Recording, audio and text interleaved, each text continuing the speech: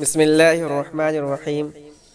अज़ीज़ तलबा, दुआ के बाद लफ्ज़ आमीन का हम कसरत से इस्तेमाल करते हैं, मगर क्या कभी आपने गौर किया है कि लफ्ज़ आमीन ये इस्म है या फ़ेल है या हर्फ है?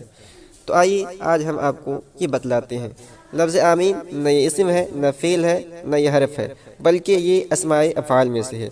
और अस्माए अफ़ाल उन अस्मा को कहा जाता है जो फ़ेल के माने में हो। फिर उसकी दो किस्में हैं। नंबर एक, वो इसमें फ़ेल जो फ़ेल माजी के मानी में हो, और नंबर दो, वो इसमें फ़ेल जो अमर हाजिर मारूफ के मानी में हो। लफ्ज़ आमीन ये इसमें फ़ेल है और ये इस्तजिब फ़ेल अमर हाजिर के मानी में है, जिसके माने आते हैं कबूल कर। ये मबनी पर फतह होता है और हमेशा उसके अंदर एक ज़मीर पोशीदा होती है, यानी लफ्ज़ अंता।